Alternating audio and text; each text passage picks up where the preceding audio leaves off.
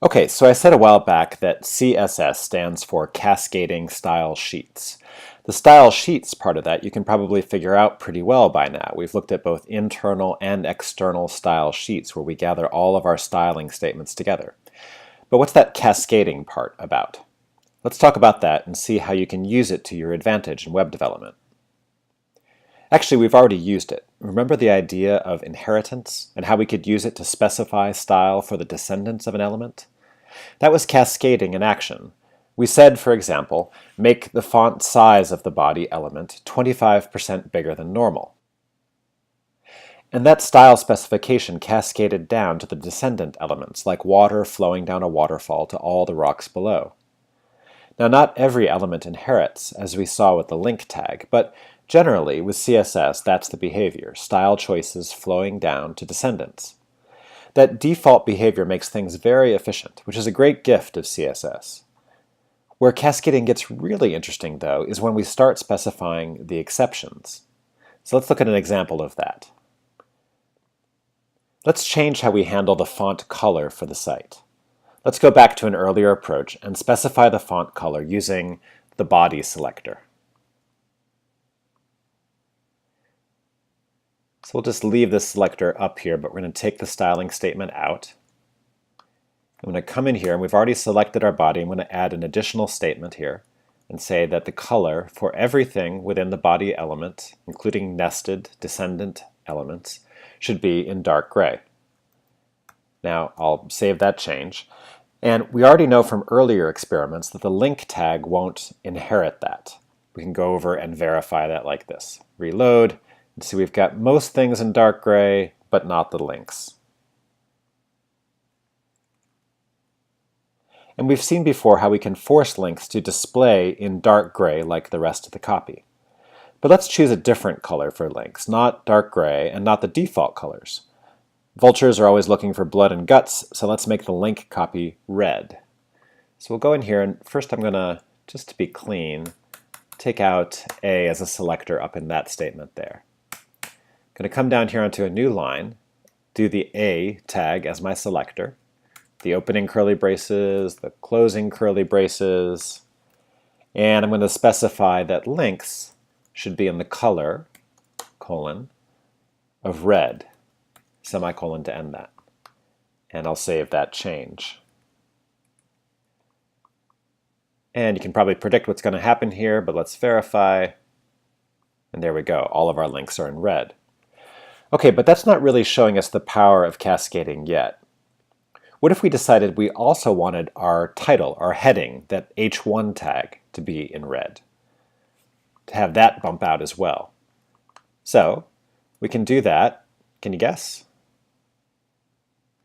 We can come into the same selector here and with a comma add in H1 as an additional selector. And I'll save that change. We'll go over here and we'll reload. Watch this here. And there we go. Now our headings tagged H1 and our links tagged with A are in red, and the rest, and our paragraphs and everything else within the body element is in dark gray, unless we've specified otherwise, as we have with these two. Okay, so this is a very trivial example, but let's talk about what's happening here. We've told the browser first, the body element and all of its descendants that inherit should display text in dark gray.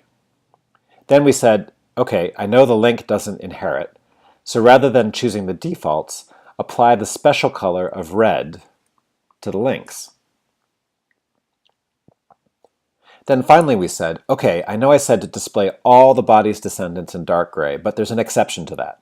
For H1 tagged elements, display the text in red. Now that last statement is where the power of cascading reveals itself. Because really, we're telling the browser two contradictory things. We'll ignore the link tag for the moment. We're saying display all text as dark gray. And we're saying display heading text as red. So faced with the directives that tell it to display heading text in both dark gray and red, the browser looks to see which of these two directives is more specific. Now, the first one applies generally to the entire body and all of its descendant elements. The second one more specifically selects the heading elements within the body, the H1 tagged elements. That's more specific. So the browser goes with that directive and displays the text in red rather than in dark gray. Now this is, of course, a fairly simple use of the cascading behavior, but as you learn to use more complex selectors, it will become much more powerful.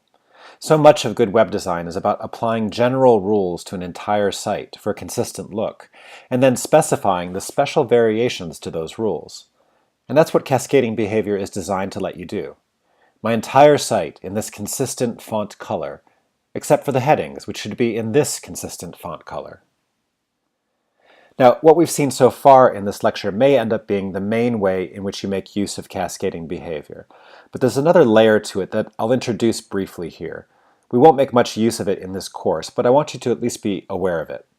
As you become more advanced in your web development skills, you may find that you want to make use of it. So this goes back to the three ways in which we can specify CSS styling: inline styling, internal style sheets, and external style sheets. So we've specified in our external style sheet that most of our text should be displayed in a dark gray font color. But what if on one page of our site we wanted the text instead to be displayed in purple? Now we could, if we wanted, create a different external style sheet for that page and change the link statement and the head to point to that file instead. But then what about all the other styling that we want to remain the same on this page? We'd have to recreate all of that for the new external style sheet and maintain any changes. Now, actually, that's not entirely true. There is an external style sheet solution to this problem, but it's a topic too advanced for this course. I'm going to ignore it. But there's really only one change I want to make to the style of that one page. Everything else I want to be consistent with what the external style sheet specifies. So let's leave this external style sheet reference in place and now add an internal style sheet. You remember how to do that? So let's do this for our About page, let's say. And let's say that on this About page, instead of dark gray text, we wanted to have purple text. Can you think of how you would do that? So this is how I would do it using an inline style sheet. I'd come up here into my head element, because that's where this belongs, and I'd type the opening tag for style, and the closing tag. Go ahead and get that in there right away.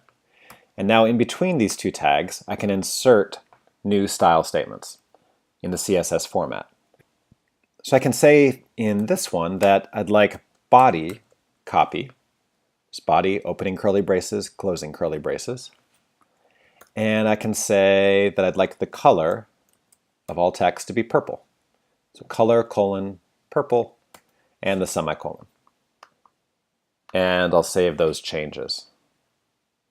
Okay, so let's reload and see what we get there. So first of all, here on the main page, we reload and nothing changes. And if we go over to the Just In page, we can see that the heading is still in red, the links are still in red, the body copy is in dark gray. But now if I go over to About, we see that the heading is still in red, the links are still in red, as the main external style sheet says. But now our body copy, the paragraphs, are in purple. So what's happening here is that, again, the browser is confronted with a situation where it has two directives regarding font color. One says, the external style sheet here, says display body copy in dark gray.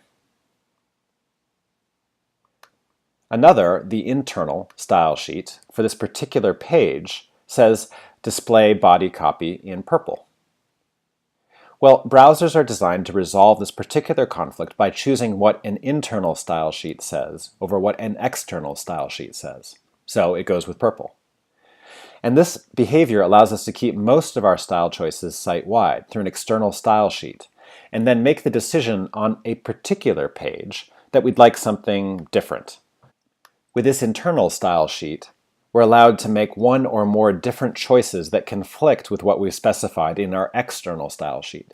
And we can know that for this page and this page only, those choices will be made rather than what the external style sheet says.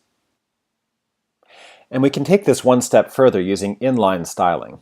What if, though we want most of the text on this page to be in purple. There's one paragraph we want displayed in red. Well, we can leave everything the same in both our external and our internal style sheets. But then we can go to the one paragraph we want in red and use inline styling to change its font color. Remember how to do that?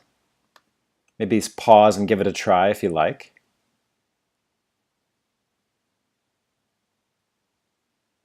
So here's what we do.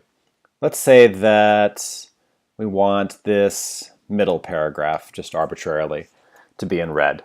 So we go into the start tag for this paragraph, and we're going to add the attribute style, set it equal to, open the quotation marks, and then we'll put in our style statement, color, colon, red, semicolon to end that statement, quotation mark to end the attribute value.